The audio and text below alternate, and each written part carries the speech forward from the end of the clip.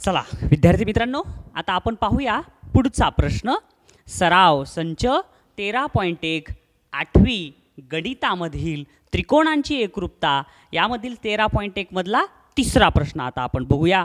काय आहे तिसऱ्या प्रश्नामध्ये? फार महत्त्वाचा प्रश्न आहे बरं का मुलांनो, फार महत्त्वाचा प्रश्न आहे. बघा, हा 10वीच्या मुलांना पण येत नाही. नीट लक्ष देऊन बघा. तुम्ही तर म्हणताल सगळं सोपं आहे सर, पण काहीतरी जे अवघड आहे तेच मी तुम्हाला समजावून सांगणार आहे. पहा, आता चौकोन HEFG आहे. मग आपल्याला या चौकोनातले त्रिकोण एकरूप दाखवायचे आहेत. मग त्रिकोण कोणते दोन तयार आहेत? त्रिकोण HEG आणि त्रिकोण FGE हे दोन त्रिकोण आहेत. आता याची एकास एक संगती कशी होती हे पहिल्यांदा बघू आपण. उत्तर तर तुम्हाला येतच आहे, पण पाहूया. आता समजा हा जो त्रिकोण आहे कात्रीनं कट केला आपण, हा कात्रीनं असा कट केला आणि हा त्रिकोण बाहेर काढला.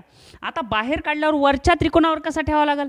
असा घेऊन असा ठेवलं तर जमेल का? नाही जमणार, कारण ही बाजू या बाजूला एकरूप नाही आहे, ही बाजू या बाजूला एकरूप नाही आहे. मग काय करावं लागेल? कात्रीनं कट करायचा, हा त्रिकोण बाहेर काढायचा आणि बाहेर काढून समजा बाहेर काढला की त्या त्रिकोणाला आपल्याला असं करावं लागेल आणि मग असं ठेवावं लागेल. समजलं? म्हणजे या बाजूवर ही बाजू पडली पाहिजे, या बाजूवर ही बाजू.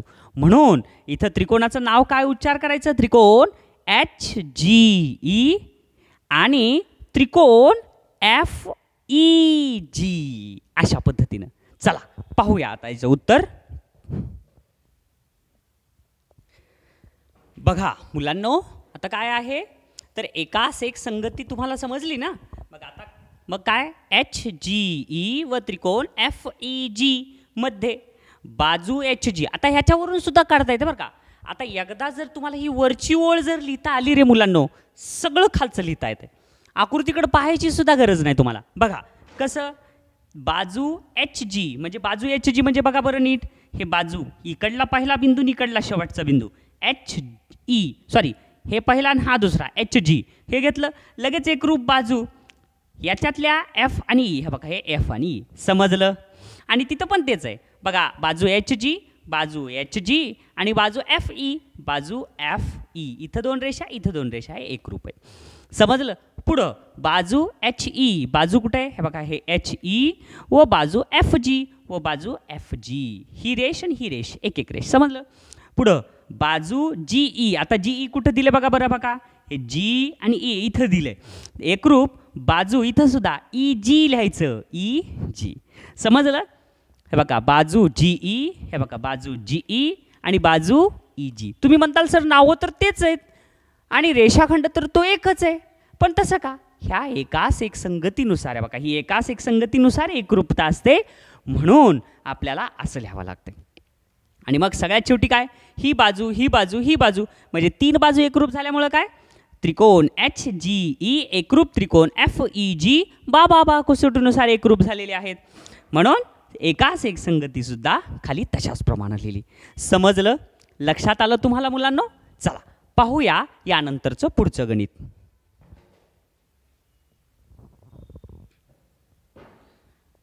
चला विद्यार्थी मित्रांनो, आता पुढचा प्रश्न पाहूया. चौथा प्रश्न 13.1 मधला चौथा प्रश्न काय आहे? ही आकृती दिली, ही आकृती दिली. त्रिकोणाचं नाव त्रिकोण SMA आणि त्रिकोण TPO. तर आता हे त्रिकोण कोणत्या कसोटीनुसार एकरूप आहेत आणि संगतीनुसार हे सांगायचं आपल्याला. फार म्हणजे फार सोपं आहे मुलांनो.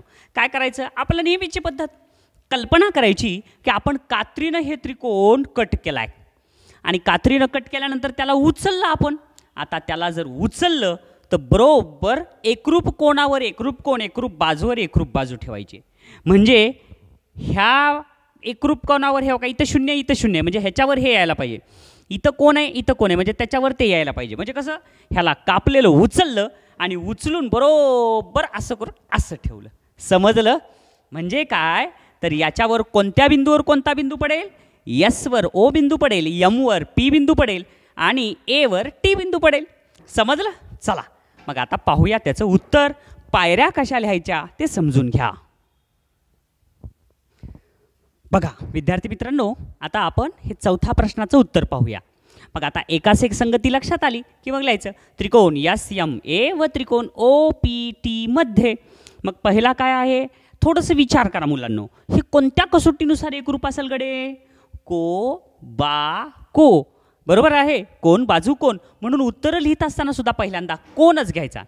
कोण यम यस ए. आता यम यस ए कसा लिहिणार हा बघा, हे यम यस ए, हे पहिला दुसऱ्यांदा घेतलेला बिंदू पहिल्यांदा, नंतर पहिला बिंदू दुसऱ्यांदा आणि ए बिंदू. यम यस ए हे एकाच एक संगतीचं सांगायला तुम्हाला.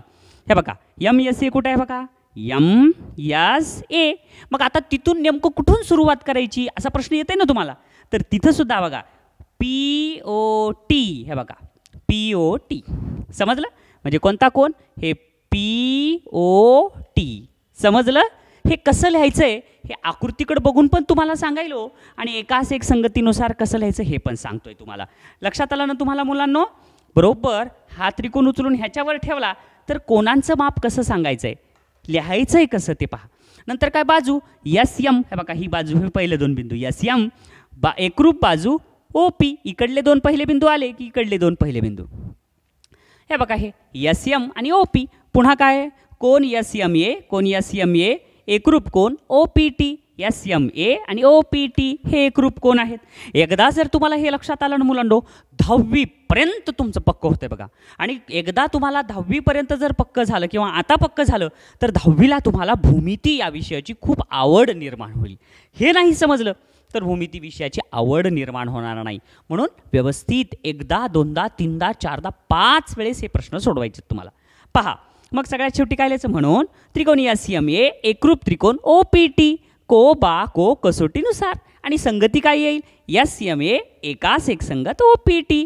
हे चिन्ह कशाचं आहे, एकास एक संगतीचं. हे चिन्ह कशाचं आहे, एकरूपतेचं. हे चिन्ह कशाचं आहे, त्रिकोणाचं. हे चिन्ह कशाचं आहे, कोणाचं. हे तर इथं काही चिन्ह घ्यायचं नाही, इथं व म्हणून लिहायचं. समजलं तुम्हाला बाळांनो? अशा छोट्या छोट्या गोष्टी आहेत. सर्वजण तुम्ही व्यवस्थित पहा, समजून घ्या आणि सोडवा. बघूया मुलांनो, आता या सराव संचामधला शेवटचा प्रश्न, 5वा प्रश्न. आता त्रिकोण दिलाय मोठा त्रिकोण टी एम एस, हे मोठा दिलाय त्रिकोण आणि त्या त्रिकोणात हे छोटे 2 त्रिकोण आहेत. तर एकरूपता दाखवायचे. मग आता आपल्याला नेहमीप्रमाणे इथं कोण आहे, इथं कोण आहे, इथं बाजू आहे. पण त्या कोणत्या कसोटीनुसार एकरूप असेल, हे को बा कसोटीनुसार एकरूप असेल. मग आता कशी असेल ह्याची रचना, तर आता जर ह्याला कात्रीनं जर आपण कट केलं, असा त्रिकोण धरला आणि असा त्रिकोण धरून असा टाकला तर काय होईल, या बाजूवर ही बाजू पडेल, या कोणावर हा कोण, ह्या कोणावर हा कोण पडेल. बरोबर आहे ना? मग अशा पद्धतीनं याची एकास एक संगती काय म्हणावं लागल, कोण यम एन टी व कोण यस एन टी. कसंही घेतलं तरी चालतंय. यम टी एन इकडून वर गेलात तर तिकडून पण वर जावं लागेल. कोण त्रिकोण यस टी एन मध्ये. चला पाहूया आपण पायऱ्या त्याच्या. बघूया मुलांनो, आता 5व्या प्रश्नाचं उत्तर काय आहे. मग पहिल्यांदा लिहायचं त्रिकोण एम एन टी व त्रिकोण एस एन टी मध्ये. एम एन टी व एस एन टी मध्ये कोण एम एन टी एकरूप कोण एस एन टी. कोण एम एन टी व एकरूप कोण एस एन टी. लक्षात आलं? कारण आपण कागदावरचा समजा तो त्रिकोण कापला आणि असा टाकला तर या बाजूवर ही बाजू, ह्या कोणावर हा कोण, ह्या कोणावर तो कोण पडेल.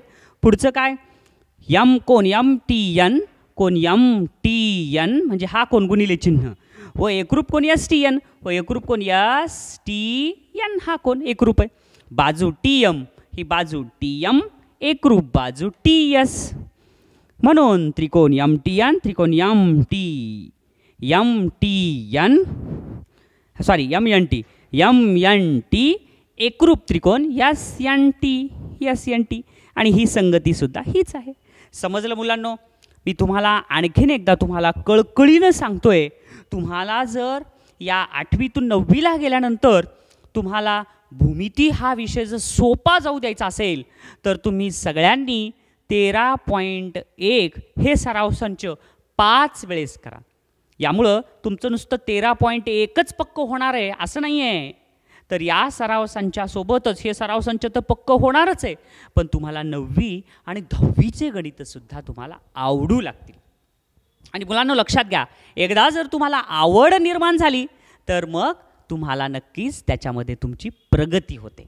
म्हणून हा सराव संच तुम्ही खूप चांगल्या पद्धतीनं सराव करा. तुम्हाला घरी अभ्यास करण्यासाठी खूप शुभेच्छा. Best of luck.